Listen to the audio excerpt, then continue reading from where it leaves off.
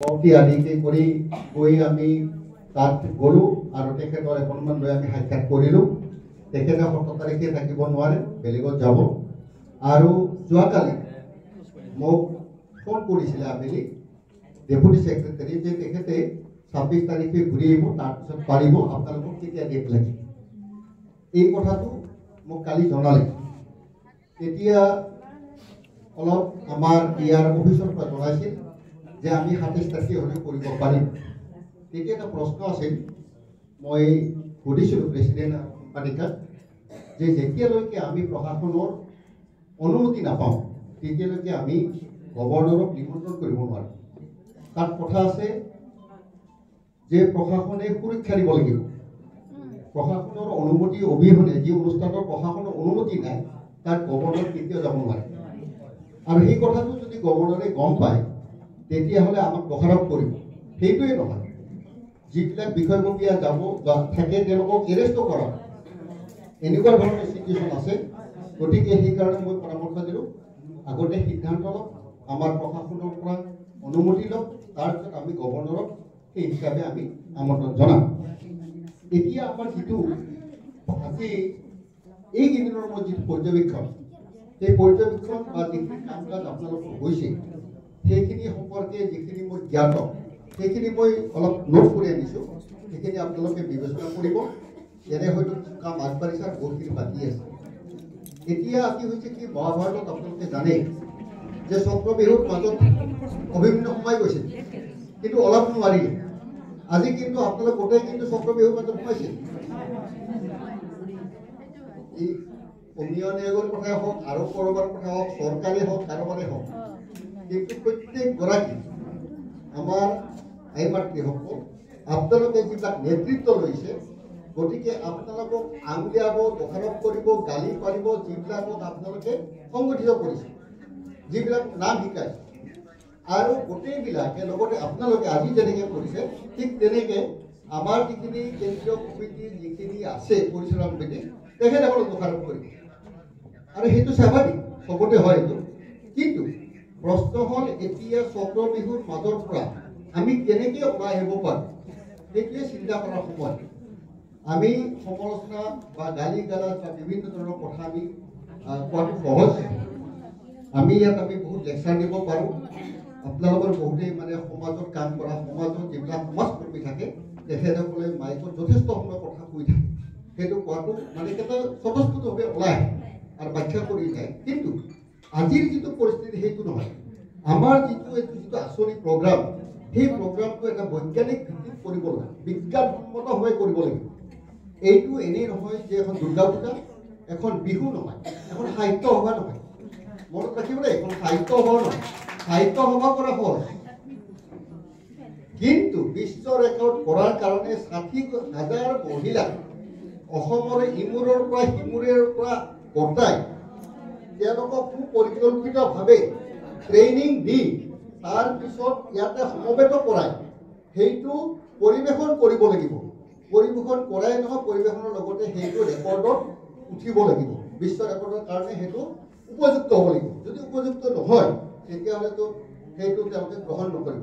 গোটেইখিনি কিন্তু ফেইলিয়ৰ হৈ যাব। এই কথাটো জানিব লাগিব। আৰু তাৰ কাৰণে কি হৈছে, ইয়াত দুটা দিশ আছে। এটা হ'ল আপোনালোক আয়োজকসকল, শিল্পীসকল, তেখেতে সুন্দৰভাৱে তেওঁলোকে পৰিৱেশন কৰিব লাগিব। তাৰপিছত এই যিবিলাক পৰিৱেশ আৰু গোটেই যিটো আমাৰ মিছন, যিটো কাম, সেই কামটো সুন্দৰভাৱে চলাই নি সুপৰিকল্পিতভাৱে শেষ কৰাৰ কাৰণে পৰিচালনা কৰিব।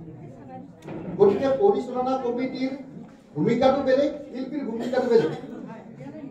ইয়াত দেখিছোঁ মই শিল্পীসকল স্বতঃস্ফূৰ্তভাৱে কিন্তু ওলাই আহিছে, দল দল ভাঙি, আৰু চববিলাকে ৰেডি হৈছে। আমি বিশ্ব ৰেকৰ্ড গুৱাহাটীত যাম, গুৱাহাটীত আমি কৰিম। এইবিলাক ট্ৰেইন বুক কৰিছে, কিবা কৰিছে। এতিয়া আহিলে যে পৰিচালনা কমিটিৰ ক'ত আমাৰ এতিয়া সন্মুখীন হ'ব লগা হৈছে, কি কি সমস্যা হৈছে। তাৰে কাৰণে আপোনালোকে যদি চায় তাত এতিয়া অভিযোগ আহিছে দুটামান কথা। এটা টকা পইচাৰ ক্ষেত্ৰত যিখিনি সংগ্ৰহ কৰিছে 100 টকা এই 100 টকাটো হিচাপ নিকাচটো কমিটি সবকে দিবই লাগিব দায়বদ্ধতাটো আছেই সেইটো তেখেতসকলে হাৰিব নোৱাৰে যিকেইজনে যিবিলাক ইয়াত দায়িত্ব লৈছে তাৰপিছত আছে আপোনালোকৰ যিটো দিহানাম লৈ পেলাই দিহানামৰ যদি কিবা ক্ষতি আছে সেইটো যিবিলাক অভিজ্ঞ সম্পন্ন ব্যক্তিৰ লগত আলোচনা কৰি যদি এইটো কিবা কাৰণে ভুল হয় তাকো অলপ চলপ কৰি পেলাই এইটো ঠিক কৰিব পাৰে ৰেকৰ্ডত খুব ডাঙৰ কথা নহয় এইটো বলছে অলপ ভুলটো বা এইটো বস্তুটো দুই এটা শব্দ বা এইটো সোমাইছে কৰিব পাৰে খুব বেছি কথা নহয় যদি কিবা কাৰণত এইটো যদি অশুদ্ধ হয় হয়তো নহ'ব পাৰে এতিয়া আহিলে আপোনাৰ কেইটামান বস্তু আছে যে আমাৰ এই প্ৰজেক্টটো যদি কৰিব লগা হয় এইটো যদি কাম আচলতে কৰে তাৰ প্ৰপাৰ ট্ৰেইনিং লাগিব কাৰণ তাৰ এটা আইডিয়া লাগিব ইয়াৰ যথেষ্ট আমি কৰিছে তাৰে ভিতৰত কিছু ৰৈ গৈছে কিন্তু মই এজ এ গোটেইখিনি কথা কৈ দিছোঁ আৰু আমি কি কৰিব গৈ আছোঁ আৰু 60,000 আমাৰ এই আয়টি আমি লগ কৰা 60,000 খালি অকল 60,000 বুলি আমি চিঞৰি আছোঁ অকল 60,000 নহয় কিন্তু তাৰে লগত জড়িত বিভিন্ন ধৰণৰ আমাৰ অভ্যৰ্থনা সমিতি বা অন্যান্য ব্যক্তিক লগত লৈ পেলাই প্ৰায় 70 বা 75,000 মানুহ হ'ব বেছি হ'ব জিলাতো এইটো অসম্ভৱ কথা জিলাখন স্পষ্ট লিখি আছোঁ মই কৈ আছোঁ তাৰপিছত অথৰাইজেশ্যন এটা লাগিব তাৰমানে অথৰিটি যে আমি মানে গোটেইবিলাকে আমি এই যিটো দিহানাম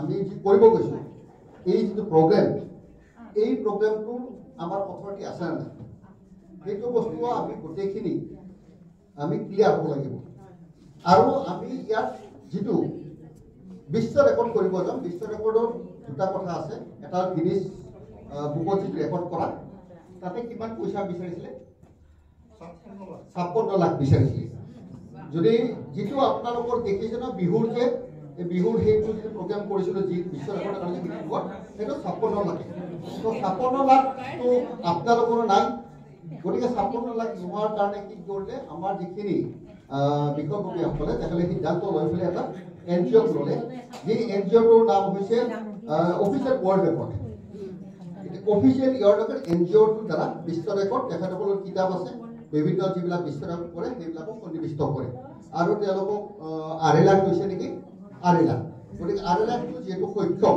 সেই সক্ষম হিচাপে আমাৰ যিখিনি কমিটিয়ে মোক যিটো জনামতে মোৰ এইটো 5 দিনৰ যিখিনি মানে পৰ্যবেক্ষণ এইখিনি গতিকে সেই হিচাপে তেখেতসকলে যোগাযোগ কৰিলে 17 তাৰিখৰ মানে টিকট কৰি লৈ পেলাই তেওঁলোক আহি পেলাই কৰিব আৰু এইখিনি হৈছিল তাৰপিছত এই গোটেই কামখিনি কৰাৰ কাৰণে এটা বাজেট লাগে পইচা লাগিবই খালি আপোনালোক আহিলেই নহ'ব তাৰ বিভিন্ন ধৰণৰ খৰচা আছে এই খৰচৰ কাৰণে এটা বাজেট লাগিব সেই বাজেটৰ আমাৰ কিমানখিনি হ'ব এতিয়া তাৰপিছতে বাজেটৰ পিছতে আহিলে কি আমাৰ পাৰ্মিশ্যন লাগিব পাৰ্মিশ্যনটো আমাৰ এই কাৰণে লাগিব যে আপোনালোক আহিব আহিলে তাতে প্ৰশাসনত আমাৰ পাৰ্মিশ্যন লাগিবই যদি চৰকাৰৰ পৰা পইচাও নিদিয়ে কিন্তু আমাক এটা পাৰ্মিশ্যন লাগিব পাৰ্মিশ্যন নোহোৱাকৈ আমি গভৰ্ণৰৰ পৰা আনিব নোৱাৰিব আপোনালোকৰ কিন্তু সমবেত হ'ব নোৱাৰিব এতিয়া ঠিক আছে আপোনালোকে জানে যে গুৱাহাটীত যেতিয়া আমি বিহু কৰি পূজা কৰোঁ আমাক প্ৰশাসনে পাৰ্মিশ্যন গতিকে সেই এটা কথা আছে সেইটো কাৰণে ল'ব লাগিব আৰু কিছুমান ডিজাইন লাগিব ডিজাইন কেনেকৈ এই প্ৰকল্প কৰাৰ কাৰণে যে আপোনালোক কেনেকৈ আহিব তাৰপিছত বহাৰ যিটো কেনেকুৱা ধৰণৰ হ'ব তাৰপিছত তাতে আপোনালোকে ট্ৰায়েল দিব লাগিব ট্ৰায়েল দিয়াৰ পিছত তেওঁলোকে চাই ল'ব লাষ্টতহে আপোনালোকক দিব যে আপোনালোকে ষ্টাৰ্ট কৰক গতিকে ট্ৰায়েল কৰিব তাৰপিছত খোৱা লোৱাৰ এইবিলাক আছে সমস্যা আছে তাৰপিছত থকাৰ আছে কিছুমানৰ অহা যোৱাৰ তাৰপিছত এই সকলো বস্তুবিলাক কি হ'ব চিষ্টেমেটিক ডিচিপ্লিন মেটাৰ হ'ব লাগিব এইটো